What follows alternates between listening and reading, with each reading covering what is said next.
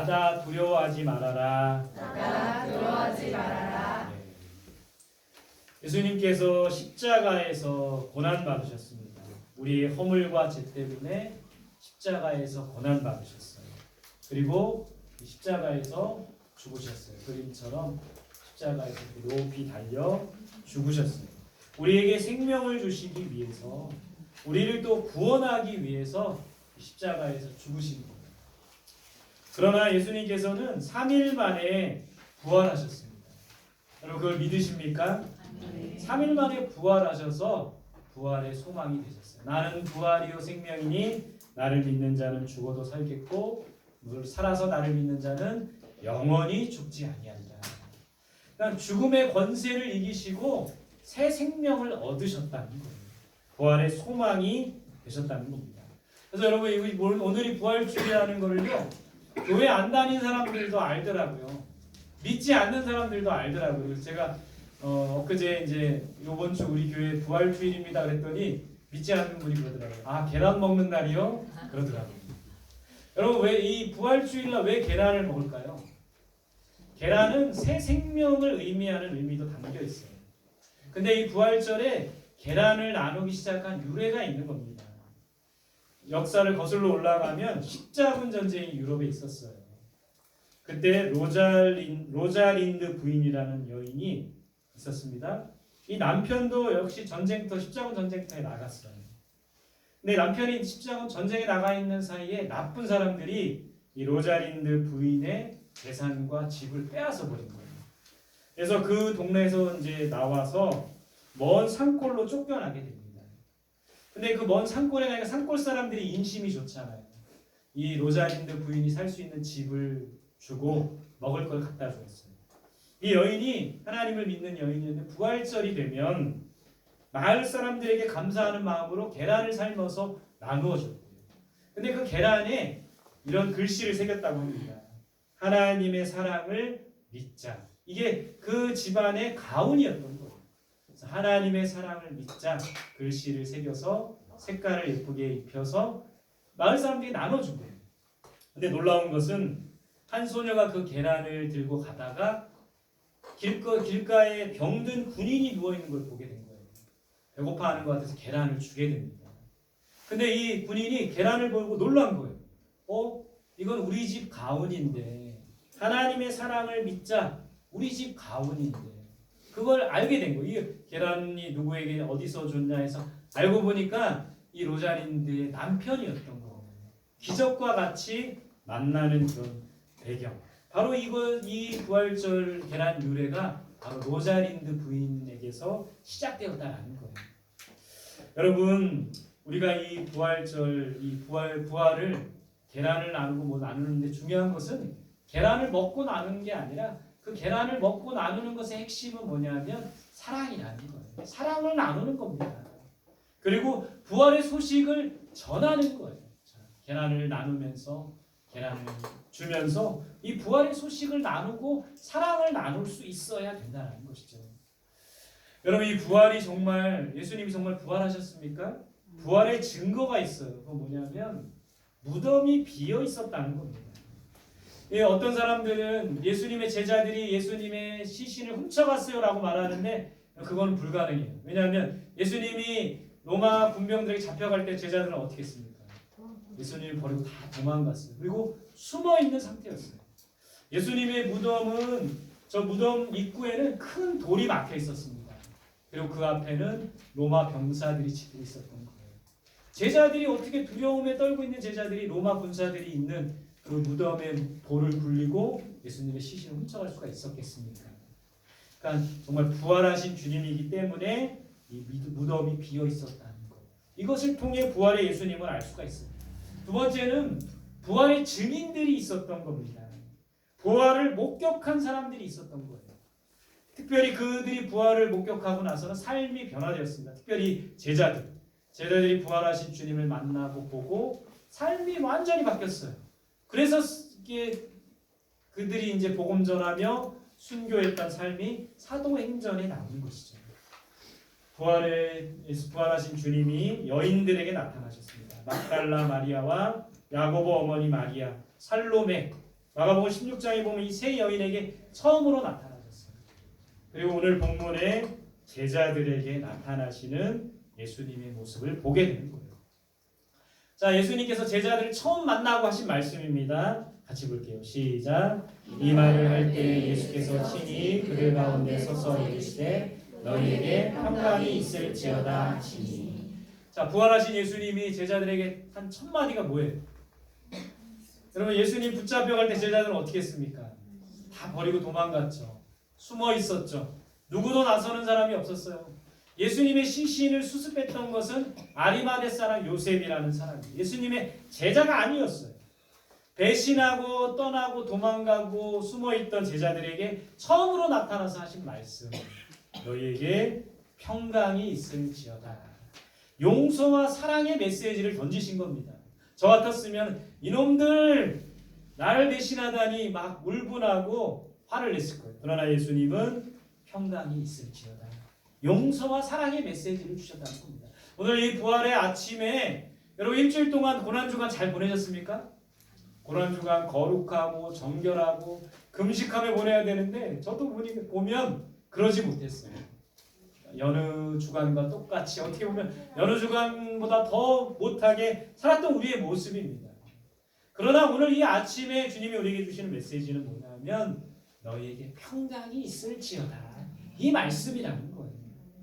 예수님께서 그들 가운데 서서 말씀하십니다. 평강이 있을지어다. 자, 제자들의 반응이 어땠어요? 제자들의 반응이 성경에 보면 놀라고 무서워했어요. 분명 예수님은 십자가에서 죽으셨는데 갑자기 나타나시니까 놀라고 무서워한 겁니다. 성경에 보니까 예수님을 뭐라고 생각한 거예요? 영으로 생각했다가 되어 있는데 다른 성경 번역에 보면 유령으로 생각했다는 거예요. 죽은 자가 갑자기 살아나니까는 유령으로 생각한 겁니다. 두려워하고 있는 제자들에게 예수님 뭐라고 하셨어요? 38절 같이 봅시다. 시작. 예수께서 이르시되 어찌하여 두려워하며 어찌하여 마음에 의심이 일어나느냐.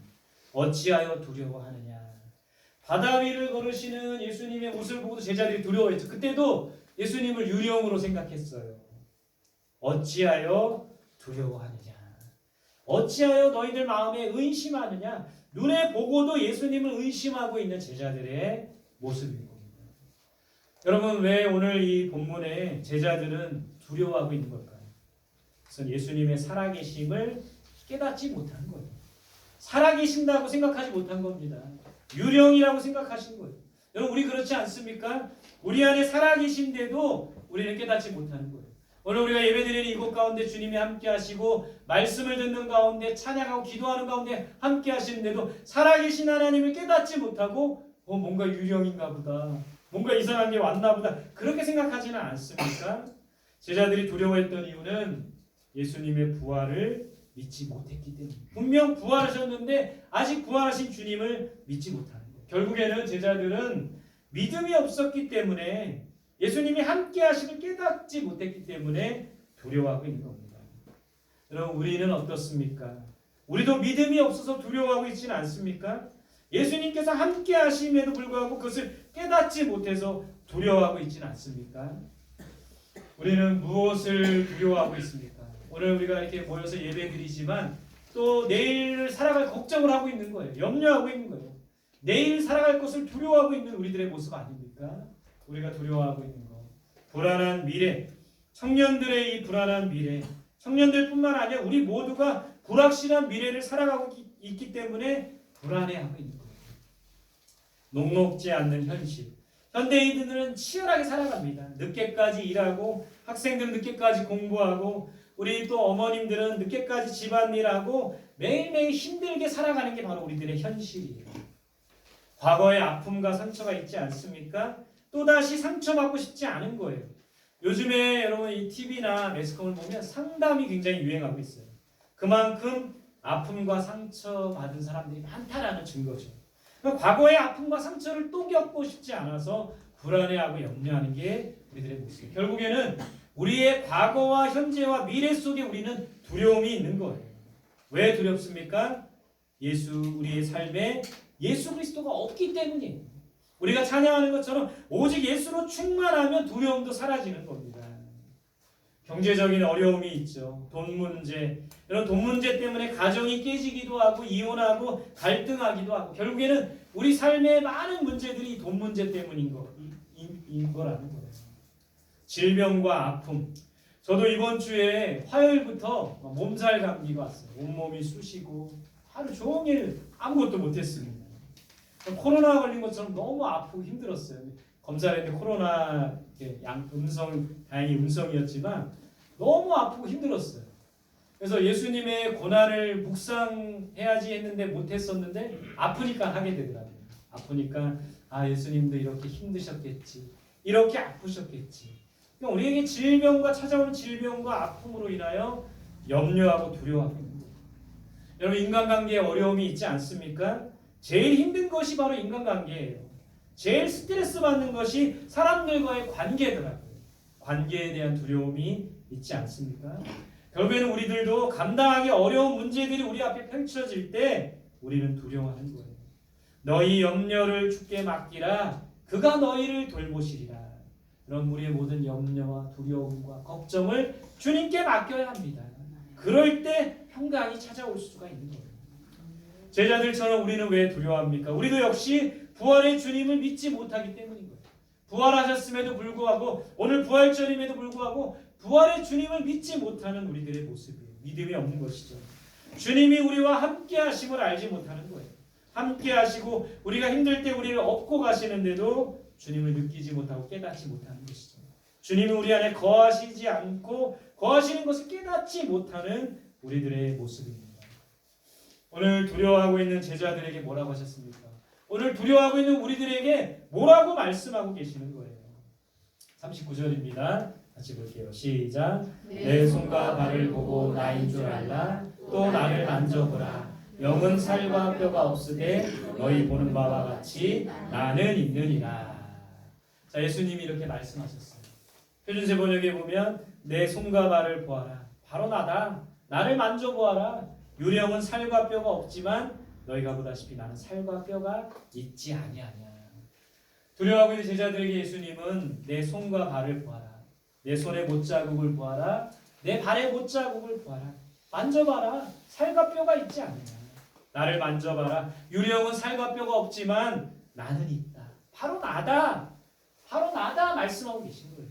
부활하신 예수 그리스도, 실제로 살아계신 예수 그리스도.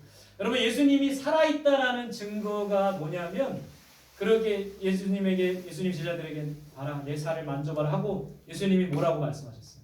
너에게 먹을 것이 있느냐? 제자들이 뭘 줬어요?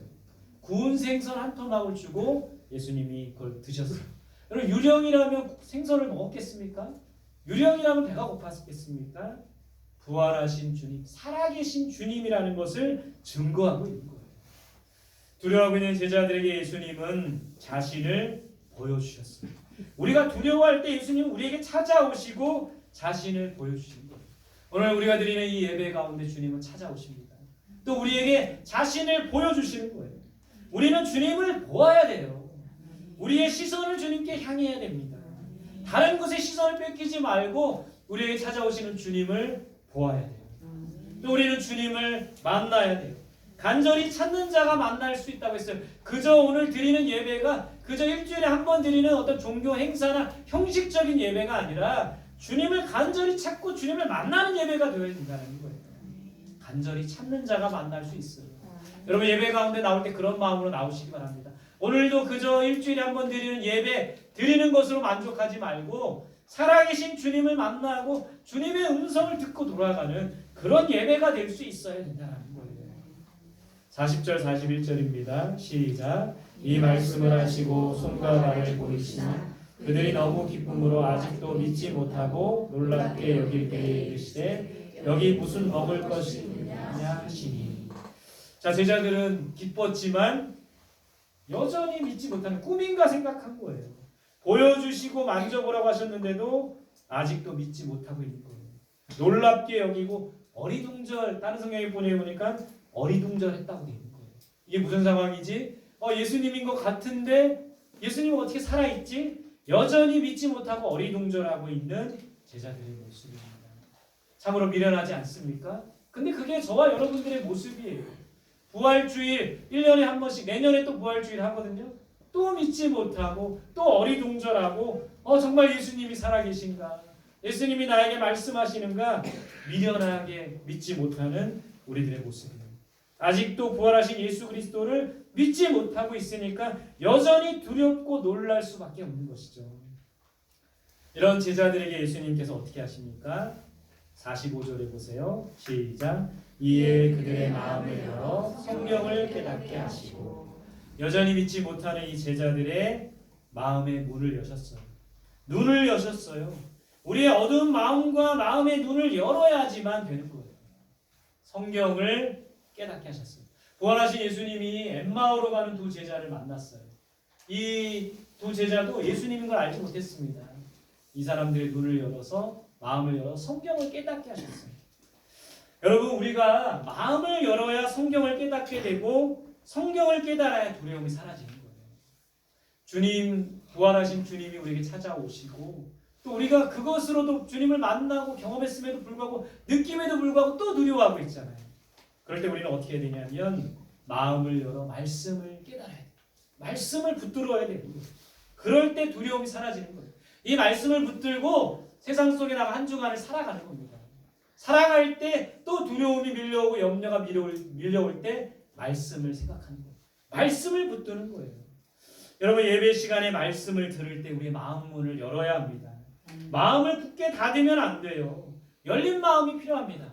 우리 성도님들은 제가 이렇게 보니까 마음들이 다 열려있는데 다른 교회나 다른 곳에 가서 예배 드릴 때 제가 설교할 때 막 어떤 분들은 이러고 있어요. 어디 한번 좀 해봐라 이런 마음. 굳어있는 마음, 닫혀있는 마음이 아니라 열려있는 마음. 목사님이 뭔가 여러분들에게 가르침을 주는 게 아니라 하나님의 말씀이 선포되는 것이죠. 그 말씀에 대해서 항상 열려있는 마음을 가져야지만 그 말씀이 우리에게 들어오고 그 말씀을 깨달아야 두려움이 사라지게 된다는 거예요. 여러분, 우리가 두려울 때마다 이 말씀을 붙들면 좋을 것 같아요. 같이 봅시다. 시작. 두려워하지 말라. 내가 너와 함께하니라. 놀라지 말라. 나는 내 하나님이 되리라. 내가 너를 굳세게 하리라. 참으로 너를 도와주리라. 참으로 나의 의로운 오른손으로 너를 붙들리라. 두려움이 밀려올 때 이 말씀을 붙드세요. 이사야 41장 10절 말씀. 두려워하지 말라고 하십니다. 하나님이 함께 하시겠다고 말씀하셨어요. 그러니까 여러분, 이제 일주일간 살아갈 때에 말씀을 붙드세요. 이 말씀으로 나아가시기 바랍니다. 그럴 때 두려움이 사라지는 거예요. 빌립보서 4장 6절 7절입니다. 같이 볼게요. 시작. 아무것도 염려하지 말고 다만 모든 일에 기도와 간구로 너희 구할 것을 감사함으로 하나님께 아뢰라. 그리하면 모든 지각에 뛰어난 하나님의 평강이 그리스도 예수 안에서 너희 마음과 생각을 지키시리라. 염려될 때마다, 두려움이 밀려올 때마다 이 말씀을 붙드세요. 아무것도 염려하지 말고 기도하면 하나님의 평강이 우리 마음과 생각을 지키신다고 약속하셨어요. 그래서 우리는 말씀을 붙들어야 돼요. 마음을 열어서 그 말씀을 깨달아야 된다는 거예요. 여러분, 성경에 두려워하지 말라 몇 번이 나올까요? 저도 세보지는 않았지만 365번 나온대요. 그러니까 오늘 두려움이 예배드리고 나서 이제 나 이제 두려움이 사라졌어 하지만 내일이 되잖아요. 또 두려움이 몰려오고 또 염려가 밀려오는 겁니다. 그러면 어떻게 하면 돼요? 또 말씀을 붙들면 되는 거죠.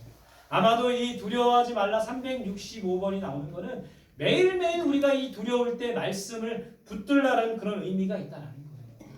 성경을 읽고 말씀을 묵상하고 그 말씀을 깨달아야 두려움이 사라지는 거예요. 오직 말씀으로 충만하면 두려움이 사라진다는 거예요. 그 약속의 말씀을 붙들고 살아가는 우리 모두가 되시기를 바랍니다. 오늘 이 말씀의 결론입니다. 두려움 가운데 있는 우리는 어떻게 해야 됩니까? 왜 제자들이 왜 두려워했어요? 뭐가 없었기 때문에? 믿음이 없었죠. 그래서 우리는 첫 번째 따라합시다. 예수님을 믿어야 한다. 예수님을 믿어야 한다. 믿음이 있어야 두려움이 없어지는 거예요. 두 번째 따라합시다. 예수님을 만나야 한다. 예수님을 만나야 한다. 부활하신 예수 그리스도를 만나야 돼요. 오늘 처음 교회에 오신 분들은 없고 오랜만에 교회 오신 분들도 예수님을 만나야 돼요. 그럴 때 두려움이 사라지는 거예요. 매주 오셔서 오늘뿐만 아니라 매주 오셔서 예배를 통해 예수 그리스도를 만날 때 우리의 모든 두려움이 사라지는 거예요. 세 번째 따라합시다. 성경을 깨달아야 한다. 성경을 깨달아야 한다. 두려워하지 말라 몇 번 나와 있다고요? 365번. 그 약속의 말씀을 붙드는 거예요. 이사야 41장 10절을 붙드는 거예요. 빌립보서 4장 6절 7절 말씀을 붙드는 거예요. 두려워 말라 내가 너와 함께 하겠다. 이 말씀을 붙들고 모든 두려움이 사라지고 모든 염려가 사라지고 승리하는 우리 성도들의 삶이 되시기를 간절히 소망합니다. 할렐루야.